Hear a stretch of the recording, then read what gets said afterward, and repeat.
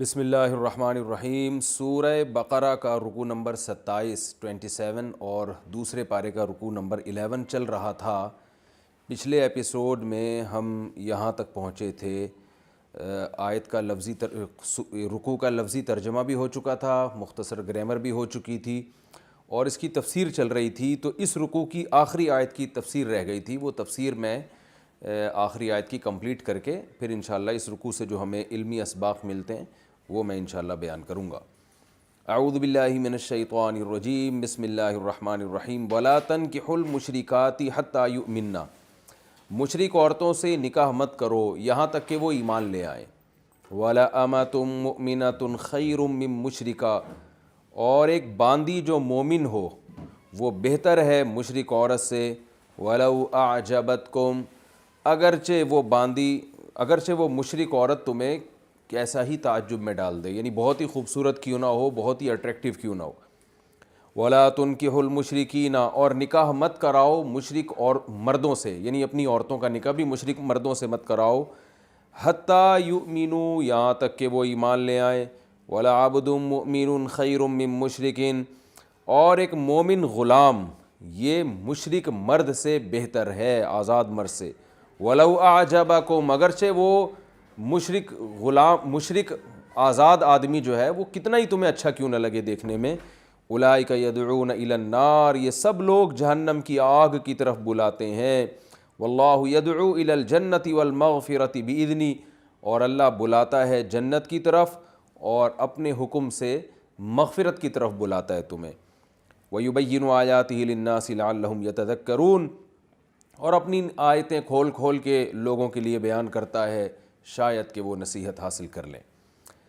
تو اس آیت میں اللہ نے حکم دیا کہ نہ تو مسلمان مرد کسی مشرک عورت سے شادی کر سکتا ہے اور نہ مسلمان عورت کسی مشرک آدمی سے شادی کر سکتی ہے۔ اسی بیس پر پوری امت کا اجماع ہے کہ میاں بیوی کے لیے اسلام میں دونوں کے لیے مسلم ہونا ضروری ہے۔ البتہ سورہ مائدہ کی آیات سے پتہ چلتا ہے کہ اس سے اہل کتاب اس اصول سے خارج ہیں۔ اہل کتاب سے ہماری مراد ہے یہودی اور عیسائی۔ تو وہاں سورہ مائدہ میں اللہ تعالیٰ نے یہودی اور عیسائی عورتوں سے مسلمان مرد کو نکاح کی اجازت دی ہے۔ الیوم احل لکم الطیبات وطعام الذین اوتوا الکتاب حل لکم وطعامکم حل لہم والمحصنات من المؤمنات والمحصنات من الذین اوتوا الکتاب من قبلکم۔ تو اس آیت کی بیس پر اجماع ہے کہ اگرچہ عیسائی مشرک ہوتے ہیں، اگرچہ یہودی مشرک ہی کیوں نہ ہوں، تو پھر بھی ان کی عورت سے مرد نکاح کر سکتا ہے، اور اس پر پوری امت کا اجماع ہے۔ شروع میں کچھ اختلاف رہا ہے بعض صحابہ کا، لیکن بعد میں پوری امت کا اجماع ہو گیا، اور اجماع خود ایک دلیل قطعی ہے جس کا انکار کرنا جائز نہیں ہے۔ تو مسلمان مرد کسی عیسائی عورت سے یا یہودی عورت سے نکاح کر سکتا ہے، لیکن مسلمان عورت کسی عیسائی مرد یا عیسائی یہودی مرد سے نکاح نہیں کر سکتی، یہ خوب سمجھ لیں۔ اب مسلمان مرد کے لیے جو جائز ہے کسی عیسائی عورت یا یہودی عورت سے نکاح کا حکم، اس کا مطلب کیا ہے؟ تو یہ ضروری ہے کہ وہ یہودی یا عیسائی واقعتاً عیسائی یا یہودی ہو، یعنی اگر وہ یہودی ہے تو حضرت موسیٰ علیہ السلام کو اللہ کا پیغمبر کلیم اللہ مانتا ہو، تورات پر ایمان رکھتا ہو۔ عیسائی ہے تو حضرت عیسیٰ علیہ السلام کو اللہ کا نبی مانتا ہو اور انجیل پر ایمان رکھتا ہو۔ وہ الگ بات ہے کہ وہ حضرت عیسیٰ کو عیسائی اللہ کا بیٹا مانتے ہیں، اس کی وجہ سے مشرک ہیں، تو وہ ٹھیک ہے، اس پہ ان کو آخرت میں سزا ملے گی، لیکن اس کی بیس پر ان کی عورتوں سے نکاح حرام نہیں ہو جائے گا، عورتوں سے نکاح پھر بھی جائز رہے گا۔ بس اتنا کافی ہے کہ وہ بائبل کو مانتے ہوں اور جو ہے وہ حضرت عیسیٰ کو اللہ کا پیغمبر مانتے ہوں۔ باقی وہ بیٹا مانتے ہیں، بہت بڑا جرم ہے، اس کی سزا ان کو آخرت میں ملے گی، لیکن اہل کتاب کی فہرست سے وہ خارج نہیں ہو جائیں گے۔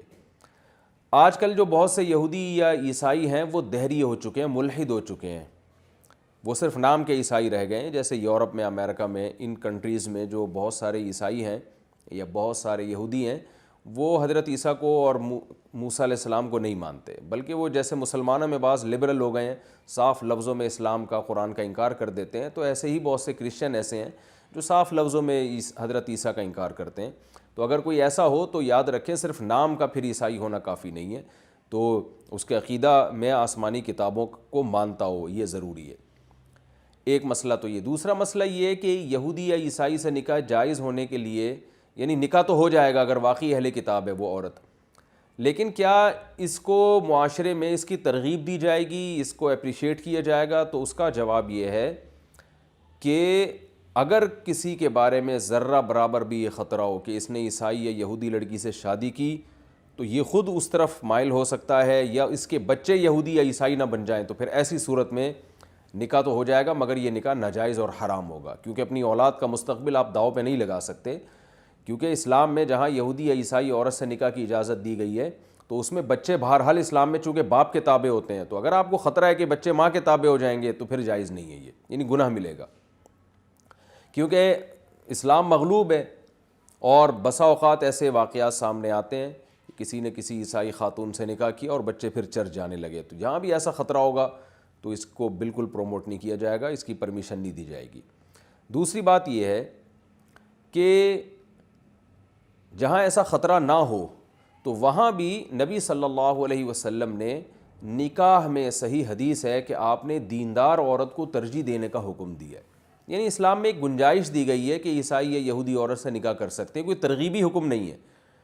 تو اصل یہ ہے کہ آپ نے دین دیکھنا ہے، کیونکہ آگے اولاد پہ بڑا اثر پڑتا ہے، تو گنجائش دی ہے، کیونکہ بہت ساری حکمتیں قیامت تک کے لیے جو اللہ ہی بہتر جانتے ہیں، ان حکمتوں کی بیس پر اللہ نے اجازت دی ہے مسلمان آدمی کو۔ تو ترجیح جو ہے نا، حدیث میں حکم دیا ہے کہ دیندار عورت کو ترجیح دو، فاظفر بذات الدین تربت یداک۔ آپ صلی اللہ علیہ وسلم نے فرمایا کہ عورت سے جب بھی نکاح کیا جاتا ہے 4 باتوں کی وجہ سے کیا جاتا ہے، کبھی اس کا مال دیکھا جاتا ہے، کبھی اس کی قوم دیکھی جاتی ہے، کبھی اس کا نسب دیکھا جاتا ہے، اور کبھی دین، فاظفر بذات الدین۔ تو آپ نے فرمایا سب سے پہلے دین دیکھو، تو دین میں سب سے پہلے تو عقیدہ ہے، تو عقیدہ توحید ہو، مسلم ہو، پردے دار ہو، نمازی ہو۔ تو اس لیے جب دین کو ترجیح دینے کا حکم ہے تو افضل یہی ہے کہ آپ مسلمان لڑکی سے نکاح کریں اور دیندار سے۔ تیسری بات یہ ہے کہ اگر مسلمان مرد یہودی اور عیسائی عورتوں سے نکاح شروع کر دیں گے تو آج کل ویسے ہی مسلمان عورتوں کے لیے رشتوں میں بہت زیادہ مشکلات ہیں، یہ مشکلات اور زیادہ بڑھ جائیں گی، کیونکہ مسلمان عورت کے لیے بالکل حلال نہیں ہے کہ غیر مسلم سے نکاح کرے وہ مرد سے۔ تو اس لیے میں لوگوں کو یہ ترغیب دیتا ہوں، اگر کسی نے یہ کام کرنا ہی ہے، کسی عیسائی یا یہودی لڑکی سے نکاح کرنا ہی ہے، تو وہ پھر کسی مسلمان عورت سے بھی نکاح کرے، یعنی وہ دوسری شادی کرے پھر کسی یہودی یا عیسائی لڑکی سے، تاکہ مسلمان لڑکیوں کے لیے رشتوں میں اور زیادہ مشکلات کھڑی نہ ہو جائیں۔ تو یہ تو یہود و نصارہ کا حکم ہے، لیکن یہود و نصارہ کے علاوہ عورتوں کا حکم یہ ہے کہ کوئی بھی ان میں کسی بھی مذہب سے ہو، مسلمان مرد کے لیے بھی اس سے نکاح جائز نہیں، اور مسلمان عورت کے لیے بھی نکاح جائز نہیں ہے، یہ خوب اچھی طرح سمجھ لیں۔ آج یہ بھی ایک رواج چل پڑا ہے، بہت افسوس ہوتا ہے جب سنتے ہیں کسی مسلمان عورت نے کسی ہندو سے شادی کر لی، یا کسی ہندو مرد نے کسی مسلمان مرد نے کسی ہندو لڑکی سے شادی کر لی، تو ایسا نکاح شرعاً کالعدم ہے، یہ اس کا ہونا نہ ہونا برابر ہے، تو یہ بالکل زنا کے حکم میں، اور یہ آیت واضح ہے، اور اس میں اللہ نے صاف حکم دیا، پوری امت کا اس مسئلے پر اجماع ہے۔ اسی میں یہ بھی داخل ہے کہ اگر کوئی نکاح تو مسلمان نے مسلمان عورت سے کیا تھا، لیکن بعد میں کوئی مرتد ہو گیا، مسلمان مرد کافر ہو گیا یا مسلمان عورت کافر ہو گئی، تو بھی فوراً نکاح ٹوٹ جاتا ہے۔ تو کیونکہ دونوں کا مسلمان ہونا کافی نہیں ہے، بلکہ مسلمان یعنی اسلام پہ رہنا بھی ضروری ہے، تو میاں بیوی میں سے اگر کوئی بھی اسلام کو چھوڑ دے تو ایسی صورت میں ان کا نکاح ختم ہو جاتا ہے، تو ان پر لازم ہوتا ہے کہ وہ دوبارہ کلمہ پڑھ کے مسلمان ہو اور اپنا نکاح بھی دوبارہ پڑھائے وہ۔ تو یہ تو اس رکوع کی تفسیر تھی۔ اب میں نمبر وار اس کے کچھ علمی جو اسباق ملتے ہیں وہ بتاتا ہوں، اور اس نکاح کے مسئلے کو اس میں مزید بھی میں اس ٹاپک میں انشاءاللہ ڈیٹیل سے بیان کروں گا۔ سب سے پہلی جو آیت تھی اس رکوع کی، اللہ تعالیٰ نے فرمایا کہ محترم مہینوں میں یہ لڑائی کے بارے میں پوچھتے ہیں، تو ان کو بتا دیا جائے کہ ٹھیک ہے اس میں لڑائی بری چیز ہے، لیکن اللہ کے راستے سے روکنا، کفر کرنا، مسجد حرام سے روکنا، یہ سب اس سے بھی برے برے کام ہیں۔ تو یہ الزامی جواب ہے، تو یہ قرآن کا ایک طریقہ الزامی جواب بھی ہے، اور یہ طریقہ اللہ تعالیٰ کی سنت ہے۔ تو ہم بھی اہل باطل سے جب کوئی بات کرتے ہیں، ڈیبیٹ کرتے ہیں، تو ہم بھی الزام کے طور پہ جواب دے سکتے ہیں۔ ایک بڑے عالم کی تقریر میں سن رہا تھا، انہوں نے کہا کہ یہ جو لوگ کہتے ہیں نا کہ اسلام تلوار کے زور سے پھیلا ہے، اکثر اہل مغرب یہ اعتراض کرتے ہیں، تو ان سے کہو کہ تم نے بم کے زور سے کیا پھیلایا ہے؟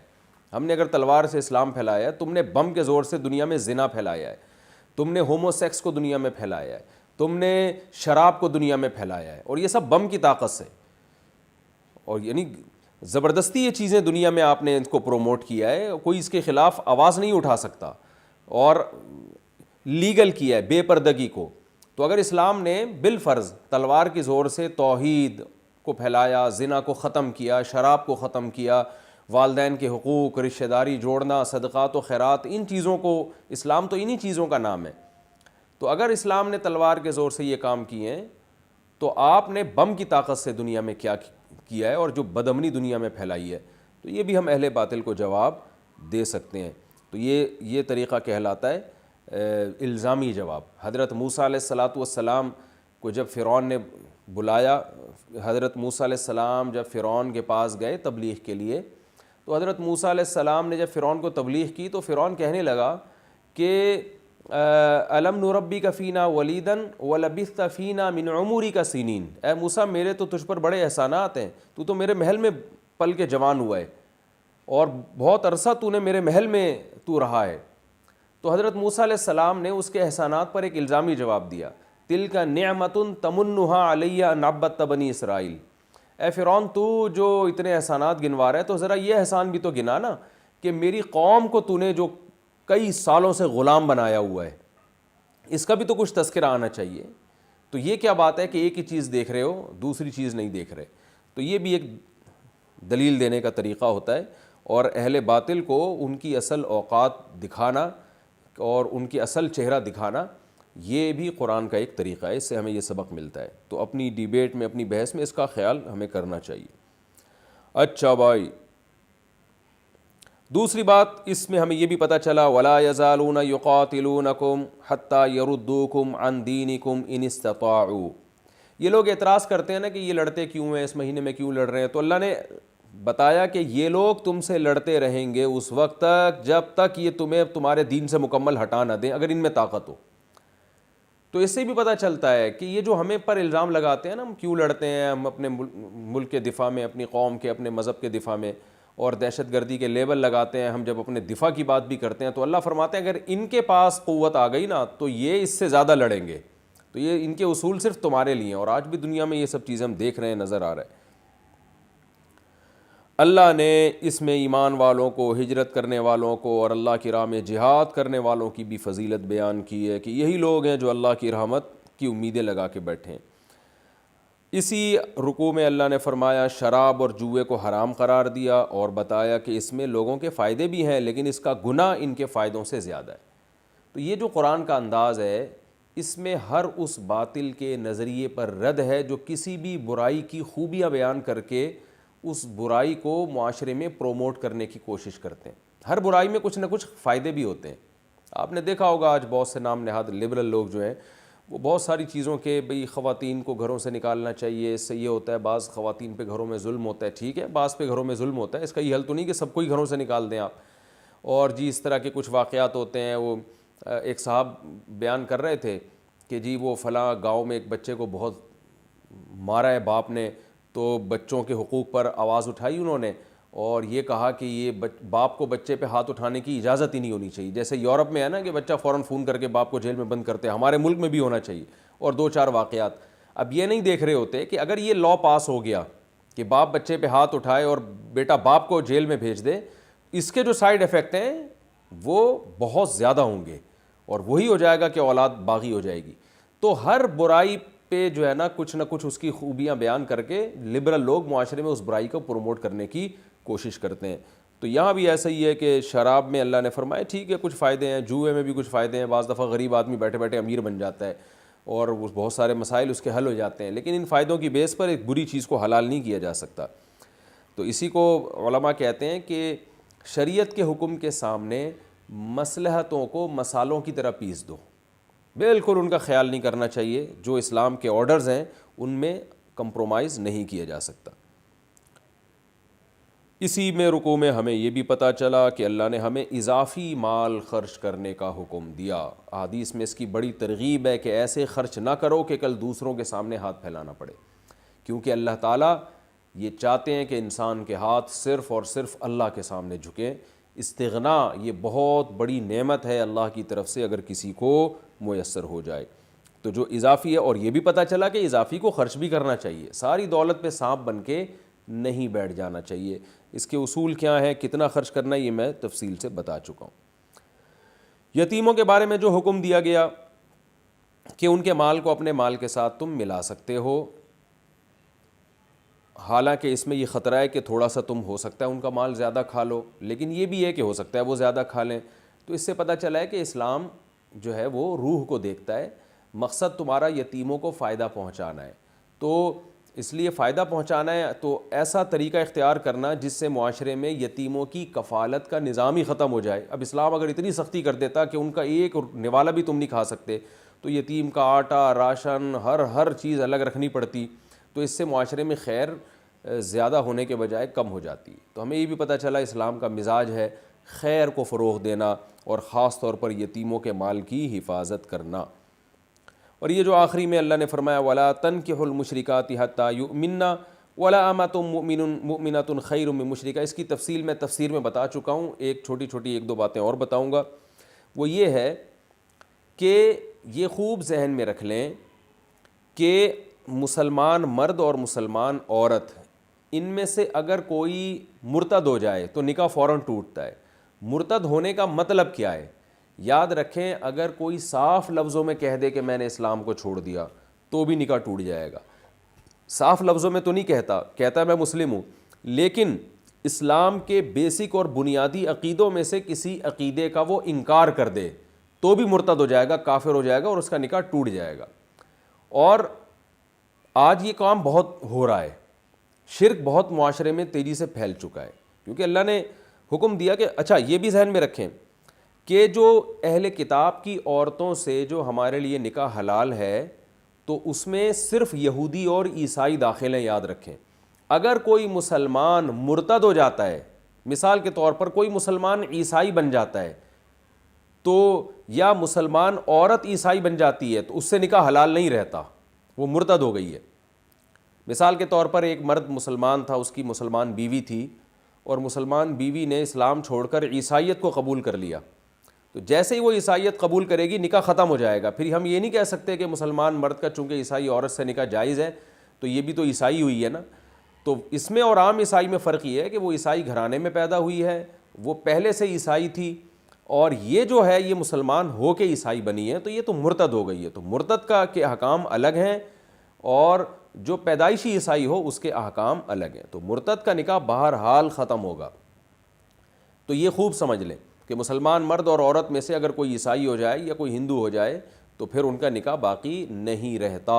اور زبان سے یہ کہنا ضروری نہیں کہ میں ہندو، اسلام کے کسی بیسک اور بنیادی عقیدے کا بھی اگر انکار کر دے گا تو بھی نکاح ٹوٹ جائے گا. مثال کے طور پر شرک، اگر کسی کا یہ عقیدہ ہے کہ اللہ کے رسول صلی اللہ علیہ وسلم ہر جگہ حاضر ناظر ہیں، اللہ کے رسول ہر جگہ سے ہماری ندا کو، ہماری آواز سنتے ہیں اور ہماری پکار کا جواب دیتے ہیں براہ راست، اگر کسی کا یہ عقیدہ ہے کہ اللہ نے اپنے نبی کو بھی اختیارات دے دیے ہیں اسباب سے ہٹ کر، یعنی اللہ نے آپ کو مختار بنا دیا ہے اور آپ جب چاہیں جہاں سے بیٹھ کر ہماری مدد کرنا چاہیں تو کر سکتے ہیں، اگرچہ وہ یہ کہتے ہیں کہ اللہ نے یہ اختیارات دیے ہیں، لیکن قرآن کہہ رہے ہیں اللہ نے کسی کو بھی اختیارات نہیں دیے ہیں. قرآن میں جس شرک کی نفی ہے وہ یہی ہے کہ اللہ نے کسی کو اس طرح کے اختیارات دیے ہی نہیں ہیں، اور اس معاملے میں اللہ نے کسی کو اپنا شریک بنایا ہی نہیں ہے. لہذا اللہ کے سوا کسی کو پکارنا اسباب سے ہٹ کر کہ میری بیٹھے بیٹھے کوئی بھی یہاں میری حاجت روائی کر سکتا ہے، چاہے وہ پیغمبر ہو چاہے فرشتے ہوں، کسی کو بھی اگر کوئی پکارتا ہے تو وہ اسلام سے خارج ہے، چاہے وہ کیسے ہی عشق رسول کے دعوے کر رہا ہو، تہجد کے محراب اس کی ماتھے پہ بن چکے ہوں، رو رو کے آدھا ہو گیا وہ، لیکن مشرک کی مغفرت نہیں ہے اور شرک کرتے ہی انسان اسلام سے خارج ہو جاتا ہے. تو اس لیے اگر آپ کہیں نکاح کا پیغام بھیجتے ہیں کسی ایسی جگہ پہ جو بدعت کا ارتکاب کرنے والے لوگ ہیں تو ان سے ان کے بیسک عقیدوں کے بارے میں پوچھ لینا چاہیے کہ بھئی آپ نبی صلی اللہ علیہ وسلم کو حاجت روا مشکل کشا تو نہیں سمجھتے؟ آپ نبی کی بشریت کے منکر تو نہیں ہیں. اگر کوئی کہتا ہے نبی بشر نہیں ہے نور ہیں, تو بشر کا ہونا بھی قرآن سے بہت واضح لفظوں میں ثابت ہے. اگر آپ کوئی بشریت کا انکار کر دیتا ہے صاف لفظوں میں تو وہ بھی اسلام سے خارج ہو جائے گا. تو ختم نبوت کا اگر کوئی انکار کرتا ہے, جیسے قادیانی ہے, بعض لوگ کہتے ہیں قادیانی اہل کتاب میں سے ہیں, اہل کتاب میں سے نہیں ہیں, کیونکہ ان کا جرم یہود و نصارہ سے بڑھ کر ہے. یہود و نصارہ اپنے مذہب کو اسلام نہیں کہتے, جبکہ قادیانی اسلام کا ایک بیسک بنیادی عقیدہ ہے ختم نبوت, پوری امت کا اجماعی, اس کا انکار کر کے بھی اپنے آپ کو مسلم کہتے ہیں. تو اس لیے وہ اہل کتاب کے احکام میں داخل نہیں ہے, بلکہ ان کا بھی مرتد اور زندیق کا حکم ہے. تو اس لیے ان کی عورتوں سے بھی نکاح حلال نہیں ہے. اگر مرد اور مسلمان عورت یا مسلمان مرد میں سے اللہ نہ کرے کوئی قادیانی ہو جائے تو اسی وقت نکاح ٹوٹ جائے گا. تو اسی طرح کوئی جو ہے نا کوئی بھی ایسے مسلک سے وابستہ ہے جس میں اسلام کے بیسک اور بنیادی عقیدوں کا انکار ہے تو یاد رکھیں وہ اسلام سے خارج ہے. قرآن میں حضرت عائشہ رضی اللہ تعالی عنہا کو پاک دامن قرار دیا گیا ہے. سورہ نور میں صاف آیتیں ہیں کہ امی عائشہ رضی اللہ تعالی عنہا پر جو تہمت لگی تھی وہ جھوٹی تہمت تھی. لہذا اگر کوئی شخص امی عائشہ رضی اللہ تعالی عنہا کو معاذ اللہ یہ سمجھتا ہے کہ انہوں نے معاذ اللہ نقل کفر بدکاری کی تھی, کوئی رافضی یہ سمجھتا ہے, تو وہ بھی اسلام سے خارج ہے.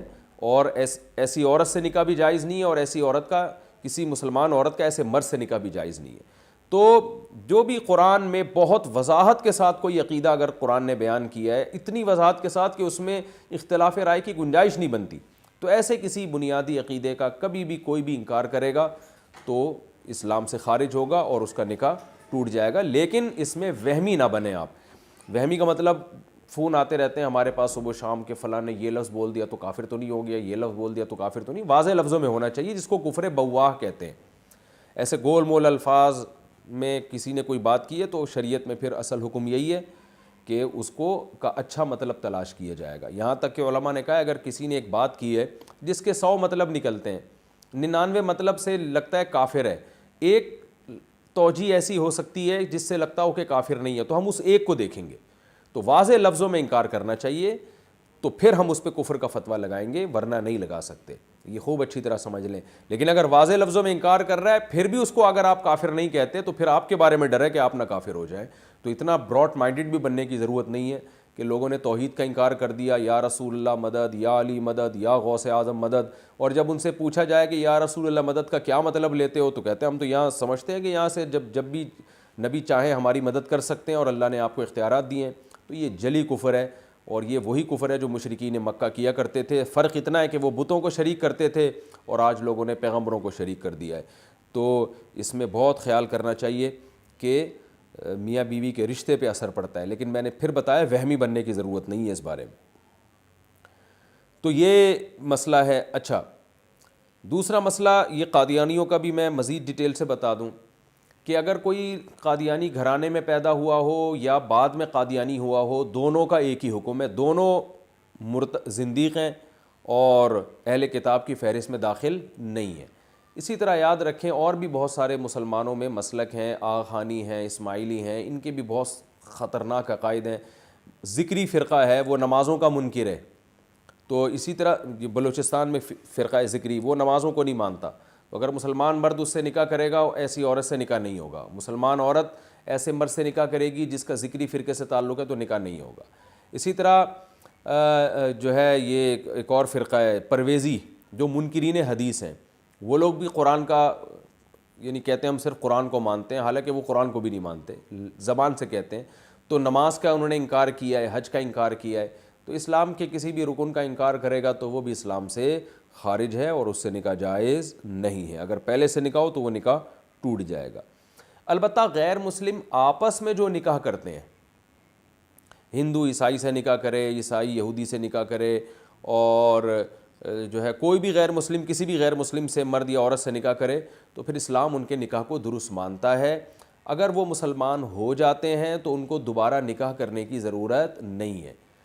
یہ مسئلہ بھی خوب اچھی طرح سمجھ لیں. اور اسلام نے ان کے نکاح کو مانا ہے انہی کی رسومات کے مطابق, یعنی جس قوم میں جس مذہب میں جس طرح سے نکاح کا رواج ہے تو اسلام اسی نکاح کو معتبر مانے گا.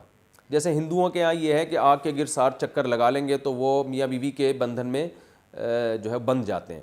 تو اسلام نے ان کے اسی نکاح کو مانا ہے، معتبر مانا ہے کہ اگر ہندو کو اسی طرح کر لیں تو چونکہ ان کے مذہب میں اور ان کی قوم کے ہاں اس کو نکاح سمجھا جاتا ہے، تو اسلام بھی اس نکاح کو سمجھتا ہے کہ یہ نکاح ہوا ہے، لہذا اگر یہ مسلمان ہوں گے تو ان کو دوبارہ سے نکاح پڑھانے کی ضرورت بھی نہیں ہے، اور ان کا پرانا نکاح کو بھی اسلام نکاح ہی مانتا ہے، ان کی اولاد کو حلال اولاد مانتا ہے۔ تو یہ غیر مسلموں کے بارے میں اسلام کا یہ اصول ہے۔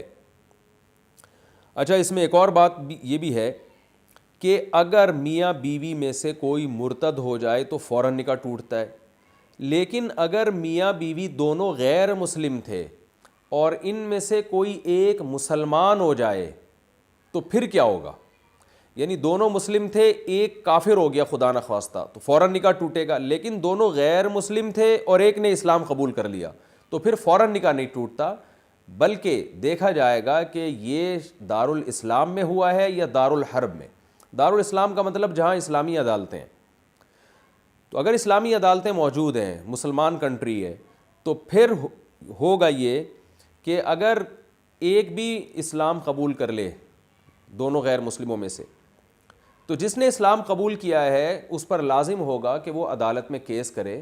مثال کے طور پر شوہر نے اسلام قبول کیا، بیوی نے اسلام قبول کیا، تو اب بیوی جائے گی عدالت میں کیس کرے گی کہ میں نے اسلام قبول کر لیا ہے، لہذا چونکہ میرا شوہر غیر مسلم ہے تو اب شوہر عورت کے لیے حلال نہیں ہے کہ شوہر کو ہم بستری کرنے دے، بلکہ وہ عدالت میں کیس کرے گی کہ میں نے اسلام قبول کیا، میرے شوہر کو بلایا جائے اور اس پر اسلام کو پیش کیا جائے۔ تو عدالت اس کے شوہر کو بلائے گی، اسے بتائے گی کہ آپ کی وائف نے اسلام قبول کیا ہے، آپ کو بھی عدالت آپ پر بھی اسلام پیش کرتی ہے، اگر آپ اسلام قبول کر لیں تو ٹھیک ہے، اگر شوہر اسلام قبول کر لیتا ہے تو کچھ بھی نہیں ہے، پرانا نکاح برقرار ہے، لیکن اگر شوہر اسلام قبول نہیں کرتا تو عدالت پھر اس نکاح کو اسی وقت ختم کر دے گی۔ تو اس طرح سے نکاح ختم ہوگا۔ جیسے ہی نکاح ختم ہوتا ہے عورت پر لازم ہوگا کہ وہ عدت گزارے۔ عدت کا مطلب 3 دفعہ جب تک مینسز نہیں آ جاتے عورت کہیں اور نکاح نہیں کر سکتی، اور اگر پریگننسی ہے تو جب تک بچہ نہیں جن لیتی کہیں اور نکاح نہیں کر لیتی، تو یہ عدت گزارنے کے بعد وہ کہیں اور نکاح کر سکتی ہے۔ دوسرا مسئلہ یہ ہے کہ اگر اسلامی عدالتیں نہیں ہیں، جیسے امریکہ میں کوئی دونوں میاں بیوی غیر مسلم تھے اور دونوں میں سے ایک نے اسلام قبول کر لیا، یا لندن میں کوئی یہ کام کرتا ہے، یا یورپ میں کرتا ہے، تو پھر شریعت، چونکہ عدالتیں تو ہیں نہیں اسلامی، تو پھر حکم یہ ہے کہ عورت خود اپنے شوہر پہ اسلام پیش کرے گی کہ بھئی میں نے اسلام قبول کر لیا ہے، آپ بھی مسلمان ہو جائیں۔ اگر وہ ہو جائے تو نکاح باقی ہے، اگر وہ نہیں ہوتا تو عورت 3 دفعہ جب مینسز آ کے گزریں گے تو خود بخود اس کا نکاح ختم ہو جائے گا۔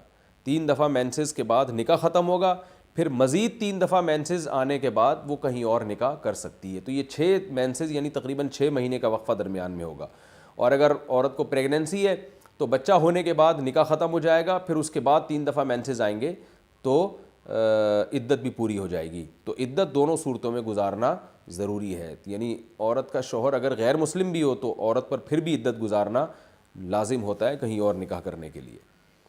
تو یہ کچھ احکام تھے جو میں نے آپ کے سامنے تفصیل سے بیان کیے۔